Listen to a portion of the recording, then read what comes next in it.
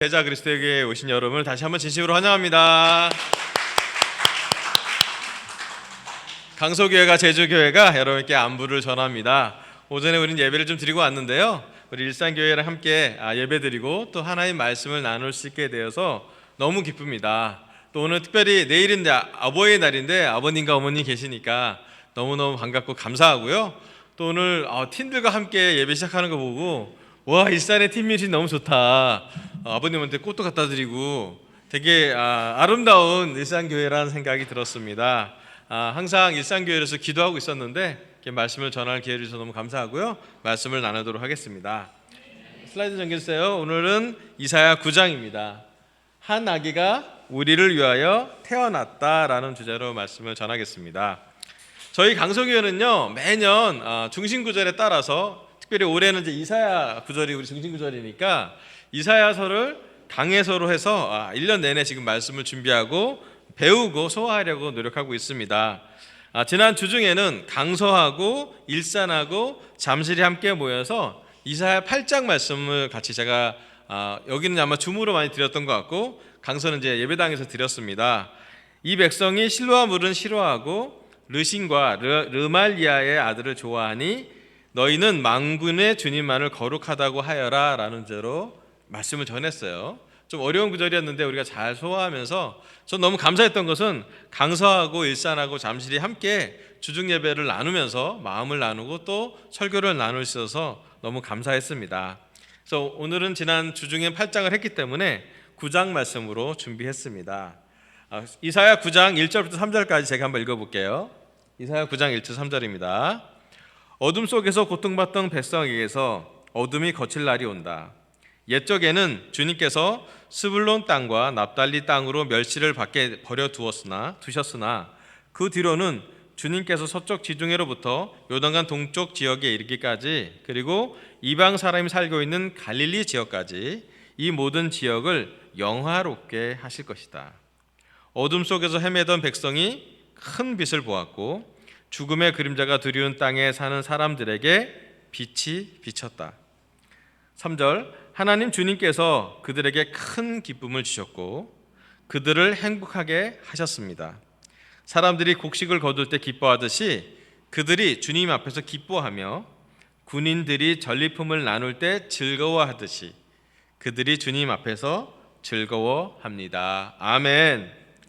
자, 이사야 8장을 지나서 이사야 9장에 들어서는 본격적으로 하나님께서 예언자 이사야를 통해서 메시아 그리스도에 대한 예언을 말씀으로 전하게 하십니다. 오늘 저희 첫 번째 포인트는요, 넘겨주시면 됩니다.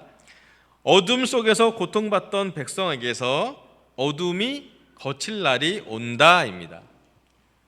1절에 이런 말씀이 나오잖아요. 어둠 속에 고통받던 백성에게서 어둠이 거칠 날이 온다고 했습니다. 네, 이게 오늘 저희 설교 첫 번째 포인트입니다. 이사야 9장을 시작하면서 어두운 시대를 살고 있는 유다 백성들에게 하나님은 이사야를 통해서 빛이 어둠 속에서 빛난다라는 복음의 말씀을 전하고 있습니다. 이사야서 말씀을 계속 묵상하고 소화하다 보면 하나님이 준비하신 스케일과 하나님이 준비하신 시간, 하나님이 준비하시는 계획을 보면 되게 너무 커서 감동받기도 되고 놀랍기도 합니다. 이사야서에서 예언된 메시아는 이사야가 쓰고 난 다음에 700년 후에 그리스도가 태어나면서 예수님이 태어나시면서 성취되잖아요. 700년의 스케일이 있어요. 예수님이 이제 부활하시고 떠난 다음에는 2023년이잖아요. 올해 2000년의 스케일로 지나서 이제 우리는 예수님과 이사야와 이 예수님의 말씀을 이해한 채로 말씀을 듣게 됩니다. 다 합치면 한 2700년 돼요. 대단하지 않습니까? 우리는 100년도 못 살잖아요. 그게 27번이 넘어서도 못 볼 거를 우리는 말씀을 통해서 배우게 됩니다. 자, 그렇다면 어둠 속에서 고통받는 백성에서 어떻게 어둠이 거칠 날이 오는지, 그것이 왜 지금 이사야 시대와 우리 시대에 적용되는지 한번 같이 나누도록 할게요. 다음 슬라이드 좀 넘겨주세요. 이제 여기 나온 스불론 땅과 납달리 땅이 어떤지를 좀 알아야 되잖아요. 낯설죠? 네, 여기 잘 아세요, 우리? 우리 스불론 땅과 납달리 땅을 하면 잘 못 알아들어요. 근데 갈릴리 하면 어때요? 좀 친숙하죠? 예, 스불론 땅과 납달리 땅이 갈릴리예요, 동네가. 여기 보시면 알겠지만 갈릴리 호수가 이렇게 있잖아요. 납달리하고 스불론이 경계예요. 어렵잖아요. 그래서 이 갈릴리 지방이라고 불렀어요. 근데 이제 여기가 어떤 데인지 이제 봐야죠. 여기가 어떤 곳이냐면 이 지역들은 사사시대 이대로 주변 열국들의 침입으로 항상 시달림을 받아왔으며 이방 민족들과 접경하고 있다는 지정학적 요인으로 인해서 팔레스타인의 다른 어느 지역보다도 이방적인 색채가 짙었다고 합니다. 게다가 최근에 자행된 아수르 군대의 침략, 즉 BC 733년에 아수르 군대가 침략을 함으로써 이 근방은 거의 초토화됐다고 합니다. 이런 정치적, 문화적, 인종적 요인들 때문에 갈릴리 지역은 같은 유대인들로부터도 멸시를 받아왔던 것입니다 라고 이 지역의 설명이 됩니다. 즉 스불론 땅과 납달리 땅으로 대변되는 갈릴리 지역은요, 사실은 어떻게 보면 마이너 지역이었어요. 메이저 지역이 아니었습니다. 주류가 아니라 사실은 이스라엘 백성들, 유대 백성들한테도 이방인 색채가 있기 때문에 함께 할 수도 없고, 반대로 이방인들은 저기 이스라엘을 침공하기 위해서는 꼭 거쳐서야 되는 그런 관문이 되는 그런 지역이었어요. 그렇더니 정치적으로 얼마나 불안하고 또 문화적으로 많이 이렇게 섞여져 있고 또 인종적으로도 대단히 이렇게 다문화 인종이 되는 다문화적인 그런 요소가 있는 것이 갈릴리였어요. 자, 근데 신기한 게 이사야서가 나왔던 이사야 9장 1절에서 3절에 나왔던 이 지역에서 하나님은 무슨 말을 하냐면 이 지역을 갈릴리 지역 끝까지 영화롭게 하신다라고 선언하십니다. 보통 이스라엘 사람들이, 유다 사람들이 왕이 태어나는 곳, 메시아가 태어나는 곳은 어디라고 생각하냐면 예루살렘이었어요. 성전 근처에서 태어날 거라고 생각했어요. 여러분, 우리나라 왕은 어디서 태어나나요? 4대 궁안에서 태어나요, 대부분. 그죠? 왕이 되는 순간, 물론 왕이 될 때까지는 어렵지만 조선시대 보면 알지만 왕들이 어디서 태어나면 대부분 궁안에서 태어나요. 밖에서 태어나지 않습니다. 그죠? 이스라엘 사람도 생각을 했어요. 우리에게 메시아가, 우리를 구원할 사람이 오신다면 그가 어떤 모습으로 어디에서 올 건지, 성전 근처에서 대제사장의 집안에서 태어나겠지 라고 아주 그 메이저한, 아주 중심, 주류적인 생각을 하고 사람들은 살았어요. 그런데 이사야를 통해서 하나님이 전달해 준 말씀은 저기 변방, 그것도 거의 경계 지역에, 이스라엘 북쪽은 못 사는 지역이군, 또 거기에서 또 그 갈릴리 지역, 어부들이 많은, 보통 이스라엘 사람들, 유다 사람들 생각하기에는 영적이지 않은 그런 곳에서 그 지역이 영화롭게 된다는 말씀을 기록하고 계신 거예요. 사실은 이스라엘 사람들이 이 이사야 말씀을 잘 이해하지 못하고 있었습니다. 그런데 이사야 9장 말씀이 그 신약에서 어떻게 성취되었는지 마태복음 4장 12절부터 17절까지 보면 나와 있어요. 잠깐 넘겨주세요. 예, 마태복음 4장 12절부터 17절 제가 한번 읽어볼게요.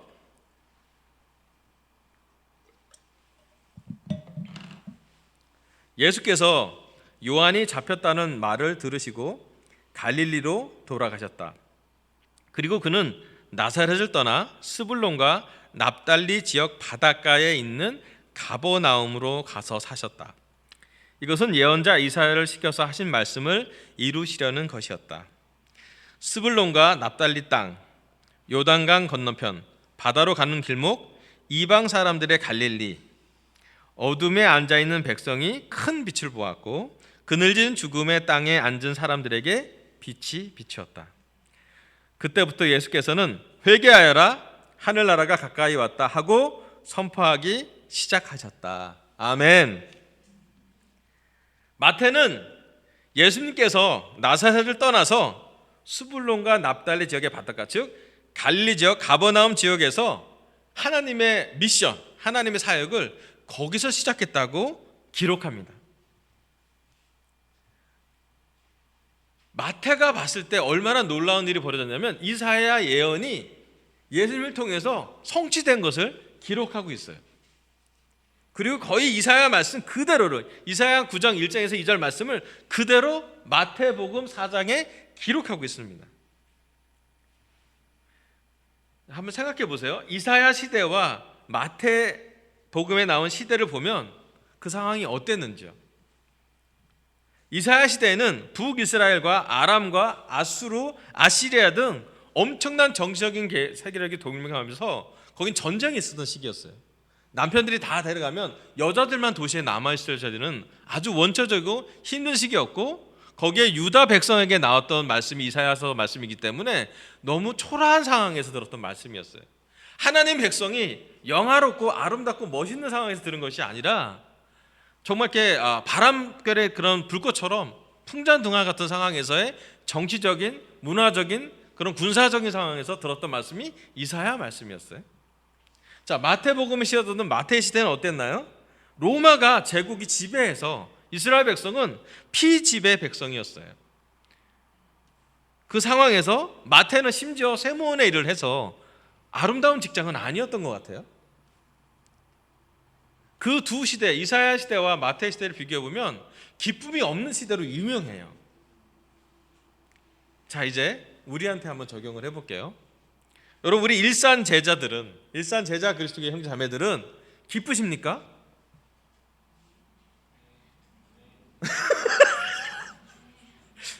기쁘세요, 여러분? 기뻐야지요. 기뻐해야겠지요. 여기 이사야 9장 3절에 이런 말이 나옵니다. 하나님 주님께서 그들에게 큰 기쁨을 주셨고 그들이 행복하게 하셨습니다. 사람들이 곡식을 거둘 때 기뻐하듯이 그들이 주님 앞에서 기뻐하며, 군인들이 전리품을 나눌 때 즐거워하듯이 그들이 주님 앞에서 즐거워합니다. 이 즐거워하는 두 예가 진짜 즐거운 상태죠. 곡식을 거둘 때랑 전쟁에서 승리했어요. 전리품 나눌 때 어마어마하지 않습니까? 뭐 좋은 상황은 아닌지 모르겠지만 어느 민족은 죽었겠죠, 그것 때문에. 그런데 살아있어서 승리한 곳에서 느끼는 기쁨이 있었다고 합니다. 근데 사실은 되게 괴리감이 있어요. 이 스불론 땅과 납달리 땅, 즉 갈릴리 땅은 기뻐지는 시대가 거의 없었어요. 역사적으로 몇천 년 동안, 또 몇십 년 동안, 또 몇 수백 년 동안 거기는 정복과 피정복이 반복되는 시대였고, 행복하다고 말하기에는 그 지역 사람들은 행복하지 않았어요. 마태의 시대에도 봐요. 이스라엘 사람들이 행복하지 않았습니다. 그들은 세금을 황제한테도 내고 제사장한테도 내고 쉽지 않은 인생을 살았어요. 그런데 뭐가 기쁘다는 것이지? 주님께서 주는 기쁨이 그들에게 정말 그렇게 클까? 그들이 보는 상황에서, 그 정치적인, 군사적인, 경제적인 상황에서 정말 기쁜 백성은 몇 명이나 됐을까 생각해보면 제 개인적인 생각은 거의 없었을 것 같아요. 여러분, 작년과 올해 동안 우리 일산 제자들, 일산 제자 그리스도교의 형제자매들은 어떤 것을 경험하고 있었습니까? 고난이 있지 않았습니까? 우리 마음속에 순간순간 짙은 어둠 있지 않았습니까? 교회 안에 예전에 어느 교회도 경험해 보지 않은 많은 슬픔들이 있지 않습니까? 교회 인도자들에 대한 실망, 또 그 교회 인도자들에 대한 상황 때문에 그 영향이 일산교회까지 영향이 되어서 참 많은 갈등과 오해와 상처와 관계의 단절이 우리에게 있었습니다. 그런데 우리에게 기뻐하라는 말은 너무 가혹한 말일 수도 있어요. 제가 지지난주에 우리 잠실교회 제자한테 말씀 나눴을 때 가장 좋았던 말씀이 뭐냐면, 슬픔을 공유해 준 것만으로, 공감해 주는 것보다도 좋은 격려가 됐다고 얘기를 들었습니다. 네, 솔직히 말하면 우리 한국 그리스도교회가 지금 기쁜 상태가 아닙니다. 솔직하게 말씀드릴게요. 목사들이 기쁘지 않습니다. 하지만 그럼 우리가 어디서 기쁨을 찾아야 되고, 무엇이 우리를 전환시킬 것인지, 어디로 우리가 전환될 건지는 말씀으로부터 우리에게 영향을 줄 거라는 생각이 들었어요. 오늘 교회의 상황에 어둠을 느끼는 제자들이 있다면 환영합니다. 오늘 고난을 느끼고 고통을 느끼는 제자들이 있다면 환영합니다. 오늘 관계에 상처가 있는 제자들이 있다면 환영합니다. 교회 인도자들한테 쓴 마음이 있다면 여러분 환영합니다. 개인적으로 마음이 실망이 된 사람이 있다면, 우울한 사람이 있다면 환영합니다. 하나님은 그러한 지역에, 그 갈릴리 지역에도 빛이 비칠 거라고 예언하십니다. 그리고 그 빛은 여기 나온 마태복음처럼 실제로 예수님이 태어나면서 그렇게 이스라엘 사람들이 기다려왔던, 그렇게 구약에서 많은 예언이 있었던, 특별히 이사야 6장, 7장, 9장에 나왔던 그 예언이 예수님이 태어남으로써 그들에게 전달이 됩니다. 그들의 상황이 기뻐진 것도 아니고, 그들의 정치적인 상황이 해결됐던 것도 아니고, 그들의 경제적인 상황이 좋아졌던 것도 아니고, 심지어 그들의 군사적인 상황이 행복했던 것이 아니었지만, 성경은 무엇을 기록하고 있냐면 그리스도가 태어날 거라고 예언이 됐고, 그리스도가 태어났다라고 성취됐다 그래서 기뻐하라고 그런 거예요. 다시 우리한테 좀 적용해 볼게요. 여러분, 교회 상황이 어땠던 간에, 우리 개인적인 관계가 어땠던 간에, 우리 가정의 문제가 어떤 건 간에, 우리 안에 두려움이 있고 어둠이 있던 간에 여러분 빛이 어디서부터 나오시나요? 말씀에서부터. 그리스도가 여러분 안에 마음에 있다면 거기서부터 빛이 나오지 않습니까? 우리가 얼마나 어려운 상황에 있어도 우리가 회복되는 것은 예수님이 우리와 함께 있기 때문에 회복이 되지 않습니까? 이사야는 예수님을 못 봤어요. 그냥 기록합니다. 동정여에서 한 아기가 태어날 거라고요. 그 아기는 이렇게 될 거라고요. 잘 몰랐어요. 마태도 잘 몰랐다가 예수님 보고 나니까 그렇구나. 예수님 태어나니까 예수님이 말씀을 들으면서 이해가 되면서 이 말씀이, 이사야 말씀이 이렇게 예수님과 함께 갈릴리 지역에서 말씀이 시작되면서, 말씀이 선포되면서 이게 이루어졌구나, 조금씩 이해하게 된 거죠. 이사야는 그렇지만 놀라웠던 건 뭐냐면, 이사야 6장에서 이사야가 하나님과 하나님의 보좌를 직접 봅니다. 그리고 스스로 입술을 닫게 해서, 내가 죄인의 입술을 갖고 있었을 때 그 천사를 통해서 스스로의 입을 대고 너의 죄는 용서가 됐다고 선언을 받은 사람이었어요. 이사야는 예수님은 못 봤지만 하나님을 봤고, 하나님의 임재하심, 하나님을 직접 만나고 난부터는 그가 하나님의 말씀을 적어가면서 어렴풋이 그리스도 예수님에 대해서, 메시아에 대해서 기록을 했고요. 그 어렴풋한 그 기록이 마태복음에서는 하나씩 성취된 것을 사람들은 기록하고 있습니다. 오늘 우리는 이사야 말씀도 보고 마태복음도 볼 수 있어요. 심지어 우리는 예수님을 봤습니다. 오늘 우리가 눈으로 예수님을 보지 못했지만 오늘 성찬을 통해, 떡과 또 잔을 통해 우리는 예수님과 살과 피를 기념하고 있었어요. 여러분, 우리의 기쁨이 어디에 있는지 한번 살펴보시길 바랍니다. 많은 경우 상황에서 기쁘면 기뻐요. 우리 월드컵 심지가 올라가면 기쁘잖아요. 그럼 기뻐요. 하지만 그 기쁨은 오래가지 않습니다. 예수님이 주시는 기쁨은 어떠신가요? 우리 주님 그리스도가 주는 기쁨은 어떻습니까? 가장 힘들 때 위로가 됩니다.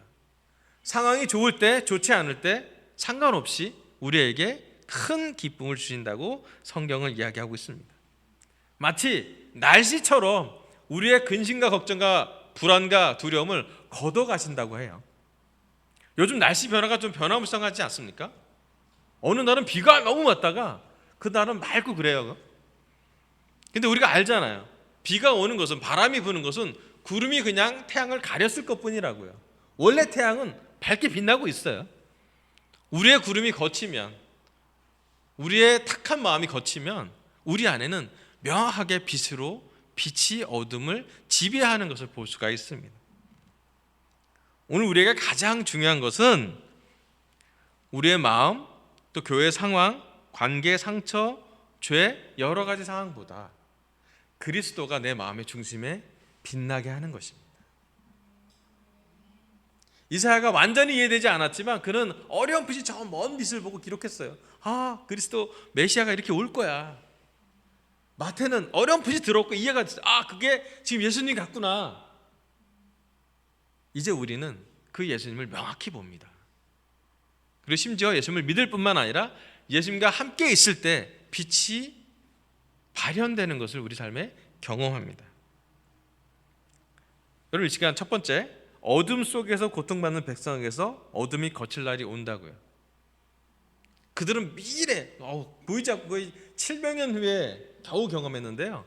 우리는 그것을 과거로 이해할 수 있고요. 지금 성령님을 통해서, 말씀을 통해서 이 말씀을 듣는 가운데 우리 마음속에 빛이 비춰질 거라고 저는 믿습니다. 일산교회가 문제가 사라졌다? 아니, 그러지 않을 것 같아요. 그럼 교회 문제가 모든가 해결되면 우리가 기쁠 건가? 좀 기쁘겠죠, 물론. 하지만 그 전에 그리스도가 우리 마음에 빛을 비출 수 있도록, 그리스도가 우리 관계에 빛을 비출 수 있도록 말씀이 우리 삶에 어둠을 몰아낼 수 있는 것을 기억하시면 좋겠습니다. 그리고 이사야처럼 직접 하나님을 만나서 그 기쁨을 경험했으면 참 좋겠습니다. 아멘. 자, 이사야 9장 6절에서 7절 같이 한번 읽어볼게요. 이사야 9장 6절에서 7절입니다. 이건 한 목소리 같이 읽어볼게요. 한 아기가, 시작. 한 아기가 우리를 위해 태어났다. 우리가 한 아들을 모셨다. 그는 우리의 통치자가 될 것이다. 그의 이름은 놀라우신 좋은 자, 전능하신 하나님, 영존하시는 아버지, 평화의 왕이라고 불릴 것이다. 그의 왕권은 점점 더 커지고 나라의 평화도 끝없이 이어질 것이다. 그가 다윗의 보좌와 왕국 위에 앉아서 이제부터 영원히 공평과 정의로 그 나라를 굳게 세울 것이다. 만군의 주님의 열심이 이것을 반드시 이루실 것이다. 아멘. 이사야 9장 6절부터 이사야는 본격적으로 하나님의 말씀, 메시아, 그리스도에 대해서 구체적으로 예언하고 있습니다. 아마 우리 제자들한테는 가장 친숙한 말씀인 것 같아요. 그죠? 한 아이가 태어났다? 누군지 아시잖아요. 네. 동정녀에서 처녀에게서 아이를 잉태할 거다? 누군지 아시잖아요. 우리가 매년 크리스마스 때 이 말씀 보고 이해하잖아요. 오늘 설교 두 번째 포인트는 이 말씀입니다. 한 아기가 우리를 위해 태어났다. 우리가 한 아들을 모셨다입니다. 이사야 9장 6절에 나온 말씀은 사실은 이사야에게 또 이스라엘 백성에게 터닝 포인트가 되는 말씀이었어요. 한 아기가 태어난다고요. 누구를 위해? 우리를 위해 태어났다고요. 그리고 우리는 어떻게 했나요? 우리가 한 아들을 모셨대요. 연결됐다라는 거예요. 하나님이 한 아기를 우리를 위해 태어나게 하셨고요. 예언이죠, 물론. 하실 거란 예언이었고, 놀라운 건 하나님의 백성은 그 한 아들을 그의 삶에, 백성의 삶에 데려가서 모십니다. 이사야 9장 6절에 나온 메시아의 이름들이 이렇게 나와요. 이 이름 되게 유명한 이름들입니다. 많은 신학자들 이름 하나하나마다 성경을 재배치해갖고 엄청나게 많은 신학 논문들이 나온 이름이 이런 이름이에요. 근데 그냥 설명해드리면 원래는 4가지나 5가지 정도로 생각해 볼 수 있어요. 우리의 통치자, 놀라우신 좋은 자, 전능하신 하나님, 영존하시는 아버지, 평화의 왕이라고 메시아가 불릴 거래요. 그 이름을 가졌어요. 단지 이름만 가진 거 아니라 그렇게 사셨겠죠. 마태가 깨달았어요. 어떤 아이가 태어나서 복음을 전하고 한 젊은이가 복음을 전하는데 이 복음을 전하는 그 사람의 삶을 보면 놀라운 조언을 해줘요. 그리고 많은 사람을 고치기 때문에 전능한 것 같아. 그리고 영존하시는 아버지의 마음을 갖고 있어요. 그리고 그가 함께 시간을 보내면 그의 제자들이 상황이 어땠든 간에 평화로워져요. 여러분, 예수님의 일대를 다 살펴보면 이 말씀을 다 이루십니다. 이 말씀을 천년에서 보여주세요. 이사야가 썼을 때는 그런 이름이 불릴 거라 그냥 썼을 뿐인데 예수님 시대에 예수님의 제자들은 이를 보게 됩니다. 우리 마태복음 4장 16절부터 잠깐 볼게요. 잠깐 넘겨주세요. 마태복음 4장 16절에서 18절, 그 다음에 23절에서 25절 잠깐 한번 읽어볼게요. 어둠에 앉아있는 백성이 큰 빛을 보았고 그늘진 죽음의 땅에 앉은 사람들에게 빛이 비치었다. 그때부터 예수께서는 회개하여라, 하늘나라가 가까이 왔다. 하고 선포하기 시작하셨다. 18절, 예수께서 갈릴리 바닷가를 걸어가시다가 두 형제 베드로라는 시몬과 그의 형제가 아닌 안드레가 그물을 던지고 있는 것을 보셨다. 그들은 어부였다. 23절, 예수께서 온 갈릴리를 두루 다니시면서 그들의 회당에서 가르치며 하늘나라의 복음을 선포하며 백성 가운데서 모든 질병과 아픔을 고쳐주셨다. 예수의 소문이 온 시리아에 퍼졌다. 그리하여 사람들이 갖가지 질병과 고통으로 앓는 모든 환자들과 귀신 들린 사람들과 간질병 환자들과 중풍 환자들을 예수께로 데리고 왔다. 예수께서는 그들을 고쳐주셨다. 그리하여 갈릴리와 데가볼리와 예루살렘과 유대와 요단강 건너편으로부터 많은 무리가 예수를 따라왔다. 아멘. 예수님의 하나님의 사역 초기 모습입니다.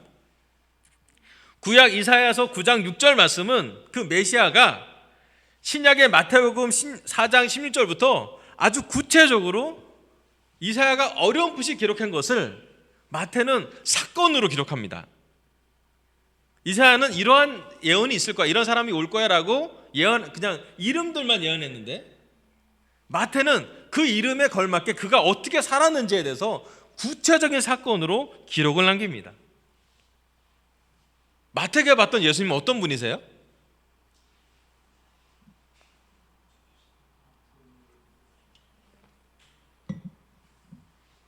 첫 번째, 마태가 봤던 예수님은 갈릴리에서 주로 활동을 하셨어요. 예루살렘에서 많이 활동하신 게 아니라, 성전 앞에서 막 가르치는 것이 아니라 바닷가에서 설교하시고요, 회당에서도 가르쳤지만 잔디밭에서도 막 설교하시고요, 이스라엘 사람들이, 유다 사람들이 너무 아름답다라고 생각하지 않는 곳, 비주류로 생각하는 아웃사이더 지역이라는 갈릴리 지역에서 하나님의 말씀과 하나님의 능력을 보여주기 시작합니다. 마태가 봤던 예수님은 어떤 모습이냐면, 회당에서 가르치고 갈릴리를 막 두루 다니시면서 하늘의 복음을 선포하고 백성 가운데 모든 질병과 아픔을 고쳐주셨다고 합니다. 그리고 마태는 아주 구체적으로 어떤 병을 고쳤는지에 대해서 기록합니다. 간질병 환자들, 중풍 환자들, 모든 질병과 고통을 앓는 사람에게 예수님이 고쳐주시는 하나님, 즉 능력이 있는 하나님으로 보여주십니다. 자, 이제 잘 보세요. 마태가 예수님을 5가지 단어로, 놀라운 우리의 통치자부터 시작해서 놀라우신 좋은 자, 전능하신 하나님, 영존하신 아버지, 평화의 왕으로 기록합니다. 마태는 그 이사야의 기록을 경험합니다. 그의 눈으로 보여요. 예수님이 얼마큼 놀랍게 인도하신, 통치하시는지. 예수님이 사람들 세도로 통치하는 게 아니라 섬기면서 인자로서 되는 걸 경험합니다. 예수님이 어떤 조언을 주시나요? 세금을 거둘 때 누구한테 줘야 되는지 조언해 주십니다. 황제의 것은 황제에게, 하나님 것은 하나님께. 엄청난 조언을 주세요. 예수님이 능력이 있는 걸 보여주십니다. 질병을 고치세요. 못 나은 병이 없대요. 몇천 명 앞에서도 하나님 말씀에 오병이어의 기적을 주십니다. 제자들 생각에 예수님이 못하는 게 없어요. 죽은 사람도 꺼집어내는 게 예수님의 능력이라고 생각합니다. 예수님을 볼 때 영존하신 아버지, 예수님과 아버지를 하나로 불러요. 그동안 여호와라고 주님으로밖에 몰랐던 그 백성들이 드디어 하나님을 아버지라고 부릅니다. 왜요? 예수님이 처음 아버지라고 기도했기 때문이에요. 마지막으로 예수님이 십자가에 달리셨을 때 제자들이 다 배신하고 도망가고 두려워했지만, 부활하고 나서 예수님이 제자들 보고 첫 마디가 뭐였어요?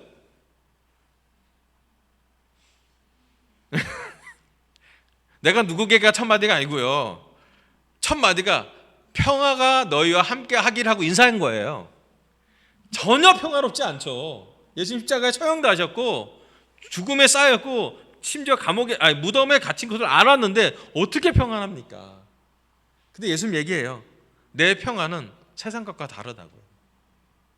그리고 나서 부활한 다음에 예수님의 제자들이 그것을 보고 난 다음에 예수님이 떠나고 나서, 예수님과 딱 3년밖에 같이 있지 않았지만 그동안 수십 년 동안 사도 베드로와 4명의 여기 시몬과 안드레와 요한과 야고보는 어땠나요? 예수님이 안 계셔도 놀랍게도 그 예수님 모시고 사는 거예요. 그렇지 않았나요?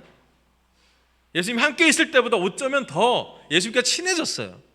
예수님과 함께 있을 때는 이해가 안 됐던 것들이 성령님을 보내서 이해가 되고 나서 기도하다가 성령님이 오면서 여러 가지가 깨달으면서 베드로가 깨닫기 시작합니다. 와, 예수님이 그리스도구나. 깜빡깜빡하다가 나중에 확실하게 깨달아요. 예수님이 부활했구나. 예수님이 이사야에서 예언했던 것이 그대로 이루어진 하나님의 아들이었구나. 보통 이스라엘 사람들이, 유다 사람들이 생각했던 그런 하나님의 아들은 아니었어요. 보통 이스라엘 사람들은 군사적인 리더, 강력한 정치 권력, 강력한 경제 권력, 군사를 동원한 왕이 태어나길 원했죠. 하지만 하나님은 전혀 다른 지역에서, 베들레헴이라는 도시에서, 전혀 작은 그냥 시골에서, 갈릴리 지역에서 하나님의 목소리, 하나님의 음성을 펼치기 시작합니다. 그리고 제자들은 이해하게 돼요. 죽을 때까지 그는 하나님이셨구나. 죽을 때까지 그가 했던 놀라운 조언을 기억하고, 죽을 때까지 그가 하나님의 아들임을 기억하고, 영존하신 아버지와 교제하고, 죽을 때까지 상황이 어쨌든 간에 베드로가 두려운 상황이던 사도 바울이 거의 죽을 상황이던 고난과 고통이 있어도 그의 마음에는 평화가 없어지지 않았어요. 그래서 평화의 왕이잖아요. 다시 이제 우리한테 적용을 해볼게요. 오늘 일산 제자들, 또 저와 함께 설교 듣는 우리 모두는 정말 그러한 예수님과 함께하고 계십니까? 제가 요즘 개인적으로 회개하는 건 뭐냐면, 교회 문제가 너무 컸다 보니까 저의 예수님이 너무 쪼그라드는 거예요. 예수님 이것도 해결 못하시고, 예수님 몸이 이런데 가만히 계시는 것인지, 좀 그런 마음으로 힘들게 기도한 적이 많았어요. 왜 이게 안 되나요, 예수님? 왜 우리 교회는 그렇게 이걸 경험해야 되나요? 근데 다시 이사야서를 말씀으로 나누고 저희가 경험하면서 이것을 경험합니다. 우리 예수님 그런 예수님이 아니라고요. 예수님이 2000년 동안 계셔서 영존하신다고요. 우리 예수님, 우리의 문제를 해결하실 수 있는 분이라고요. 중요한 건 저와 오늘 일산 제자 그리스도의 형제 자매들이 그러한 예수님의 빛을, 그러한 복음을, 그러한 말씀을 믿음으로 우리 삶에 모실 거냐는 거예요. 베드로는 모셨어요. 3년 있다가 나중에 30년, 40년 모셨어요. 그가 그 예수님이 떠나고 나서도 한시도 아마 예수님 믿지 않았을 것 같아요. 고난이 올 때마다 베드로 생각했습니다. 예수님이라면 어떻게 했을까? 사도 바울을 보내서 또 이방인을 전도하면서 그는 깨닫습니다. 예수님이라면 어떻게 했을까? 많은 고통과 이해되지 않은 많은 상황. 베드로한테도 이방인한테도 복음을 전하러 했을 때 이해가 안 됐지만 예수님이라면 어떻게 했을까 하다가 넘어갔어요. 진짜 유대와 사마리아 땅끝까지 땅까지 가나 보다. 그럼 베드로와 야고보와 요한과 안드레는 이사야에서 말한 그 예수님의 모습을 직접 눈으로 목격했고요. 나중에 예수님이 떠난 다음엔 그들도 예수님처럼 기적을 행합니다. 그렇지 않아요? 이유는 뭐나요? 그들이 예수님을 모셨기 때문이에요. 한 아기가 우리를 위해서 태어났대요. 우린 그거 다 믿어요. 아멘? 근데 중요한 건 우리가 그 하나를 모시고 사냐는 것이죠. 여러분의 예수님은 우리의 통치자가 되고 놀라운 조언자가 되고 전능하신 하나님이 또 영존하신 아버지, 평화의 왕이십니까?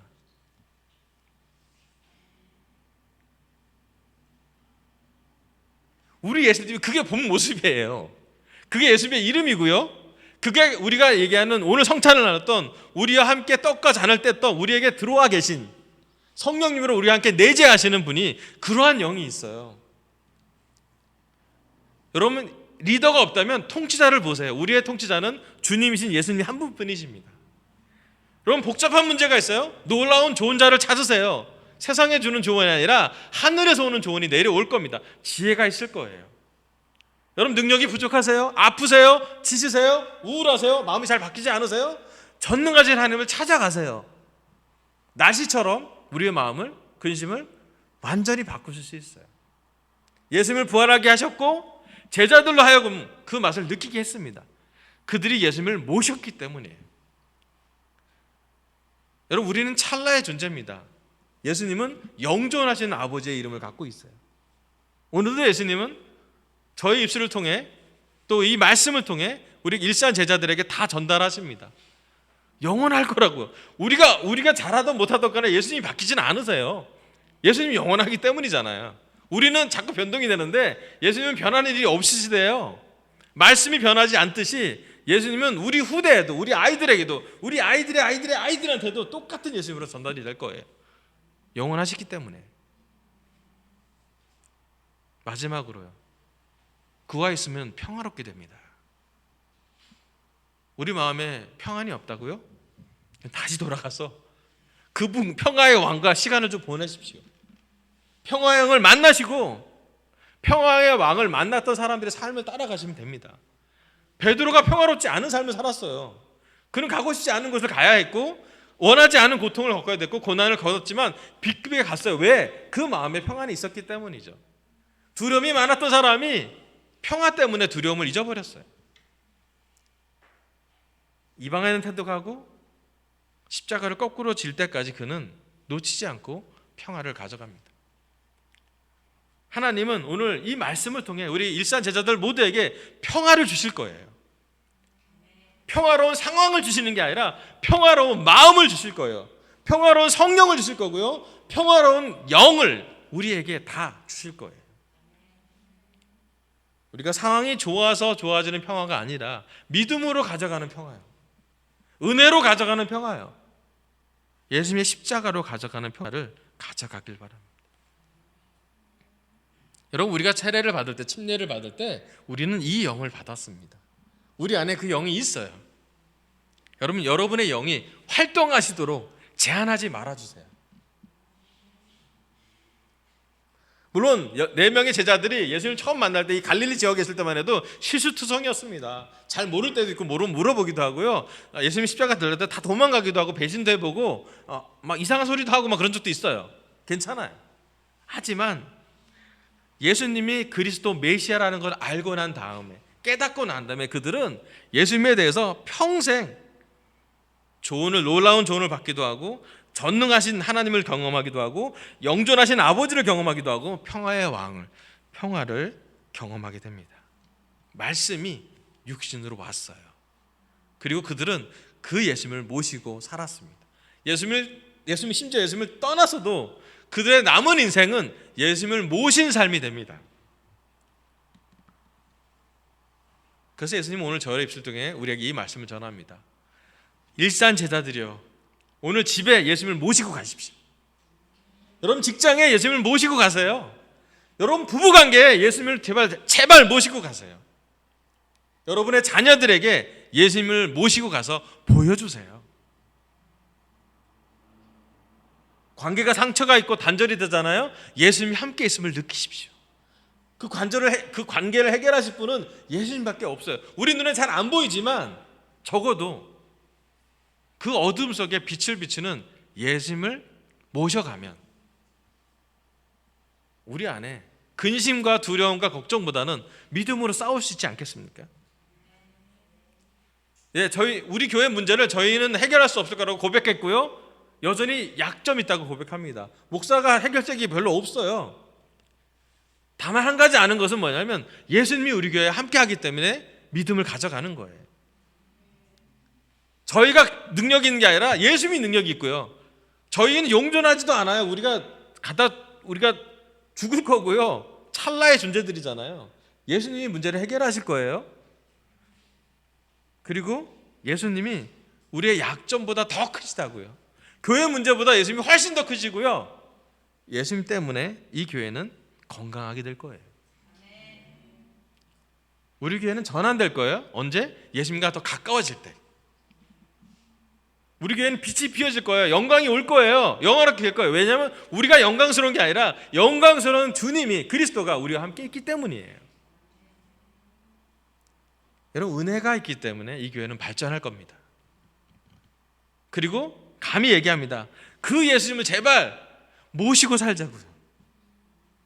우리 능력으로, 우리 생각으로, 우리 안에 갇혀진 예수님이 아니라 우리를 뛰어넘는, 우리의 능력 밖에, 심지어 우리 인식 밖에 예수님을 우리 안에 같이 와서 육신이 되어서 우리와 함께 먹고 마시고 기도하고, 저희가 울 때 같이 울고 위로해 주시는 예수님의 은혜, 예수님의 격려, 하늘에서부터 오는 그런 영으로 살았으면 좋겠습니다.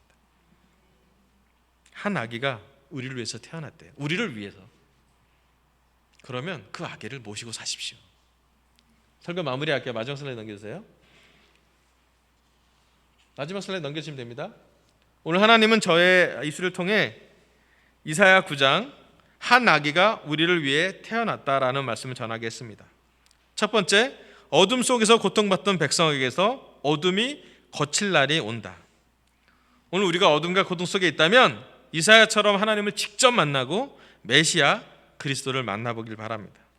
두 번째, 한 아기가 우리를 위해 태어났다. 우리가 한 아들을 모셨다. 네, 오늘 우리가 모신 한 아들, 그 아들은 통치자고 놀라운 조언자고 전능하신 하나님이고 영존하시는 아버지고 평화의 왕입니다. 그 5가지 이름으로 사시는 예수님을 우리 삶에, 일산 제자들의 삶에 모시고 살기를 바라면서 설교를 마치겠습니다. 감사합니다.